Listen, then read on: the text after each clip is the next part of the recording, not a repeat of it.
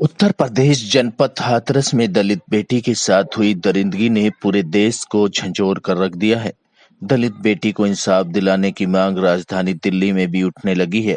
उत्तर पूर्वी दिल्ली के सुंदर नगरी और नंद नगरी इलाके में आम आदमी पार्टी और कांग्रेस के नेतागणों ने दलित बेटी के आरोपियों को फांसी की सजा की मांग उठाई है।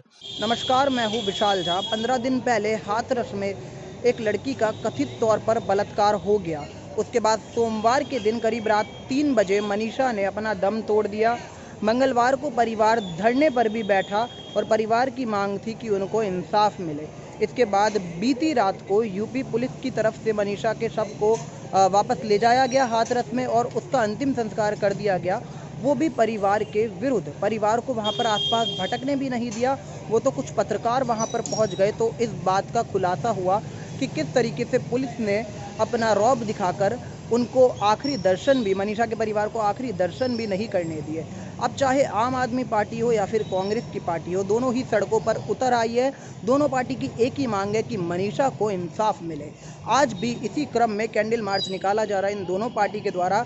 तो आइए इस रिपोर्ट में देखते हैं किस तरीके से कैंडल मार्च निकाला गया और वो क्या चाहते हैं, क्या संदेश वो देना चाहते हैं। तरीके से मनीषा मामले में देखा गया है कि योगी सरकार ने कितनी देर के बाद एसआईटी का गठन किया और पुलिस ने भी जबरन उनका अंतिम संस्कार कर दिया, परिवार वालों से मिलने भी नहीं दिया। और यूपी में ये पहला मामला नहीं है बलात्कार का जो सामने आया, वो बीते हफ्ते में ही कई मामले सामने आए हैं। तो इस पर आपकी क्या राय है? और देखिए, यूपी में पूरी तरह से जंगल राज है। योगी सरकार के शासन में दलितों पर, माइनॉरिटी पर पूरे अत्याचार किए जा रहे हैं और ये उसकी वानगी है कि इस तरह से मनीषा को जिस तरह से बेरहमी से उसके साथ घिनौना कार्य किया गया, सामूहिक बलात्कार किया गया, उसकी जमानत तक काट दी गई, फिर उसकी स्वास्थ्य में लाके उसके साथ में इतनी जाती की कि उसको अपने प्राण देने पड़े। आज मैं समझता हूँ कि जिस तरह से योगी सरकार के शासन में हिंदू रीति रिवाज के धत्ता बताते हुए, क्योंकि 8 बजे के बाद कोई संस्कार नहीं होता इस समाज में, उसको 12:30 बजे जाकर के जंगल में जलाया गया। ये जानती है, अपमान है पूरे भारत का, पूरे हमारे बहनों का, महिलाओं का अपमान है।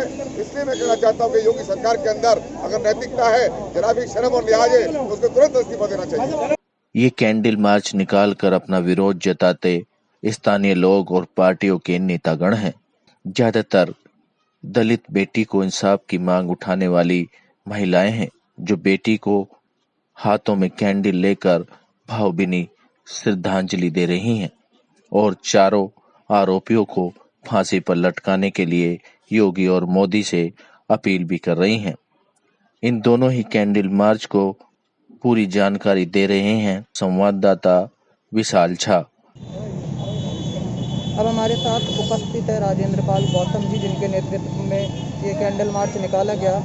सर, किस तरीके से इस कैंडल मार्च को निकाला गया, किस तरीके से क्या क्या यात्रा यहाँ पर हुई और आप इससे क्या संदेश देना चाहते हैं? पूरे दिल्ली के अंदर आम आदमी पार्टी के सभी कार्यकर्ताओं और बाकी समाज के संगठन भी और सभी पार्टी के लोग भी कैंडल मार्च निकाल रहे हैं, क्योंकि ये जो हाथरस की घटना है बेहद दुखद है और शर्मसार करने वाली है। पूरे देश की छवि इससे बिगड़ी है। उत्तर प्रदेश के अंदर जंगल राज है और योगी जी वहाँ की सरकार चला नहीं पा रहे। कानून व्यवस्था पूरी चौपट है।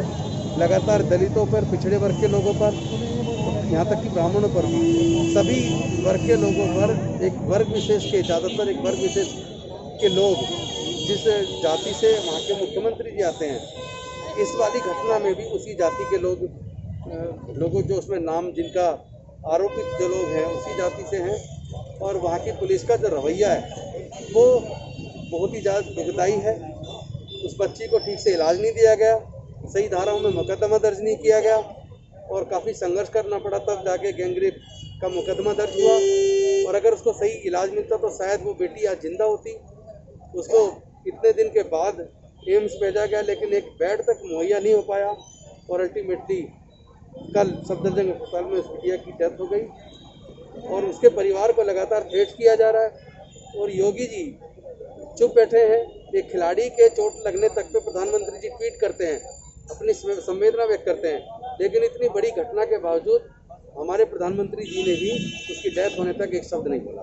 ये बहुत ही शर्मनाक है। लगातार परिवार को धमकियाँ दी जा रही हैं, उसको सुरक्षा मुहैया कराई जाए, 2 करोड़ का मुआवजा परिवार को दिया जाए एक परिवार के व्यक्ति को नौकरी दी जाए और CID को केस रेफर किया जाए CBI को, और CBI की जांच के बाद जल्दी से जल्दी 2 महीने के अंदर चार्जशीट दाखिल की जाए और आरोपियों को, दोषियों को 6 महीने के अंदर फांसी की सज़ा दी जाए।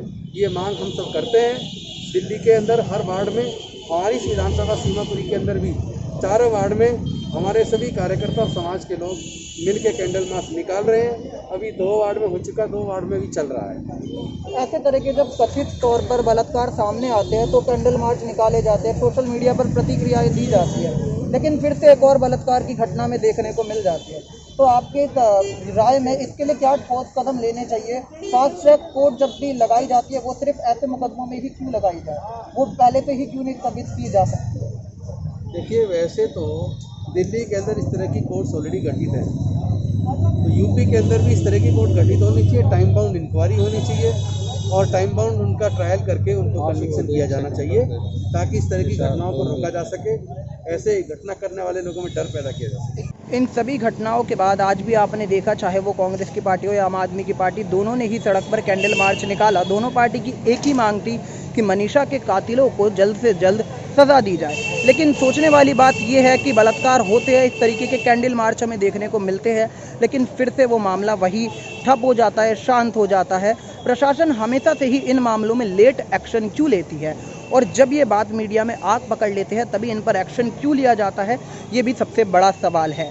तो इस तरीके के मामले दोबारा ना हो, उसकी पुष्टि सिर्फ कैंडल मार्च निकालने से नहीं होगी। प्रशासन को इस पर खासा ध्यान देना चाहिए। समाज, प्रशासन, पुलिस, तीनों की बदनामी ऐसे वाक्यों से होती है जब इस तरीके के वाक्य सामने आते हैं। मैं हूँ विशाल झा, नई दिल्ली के लिए।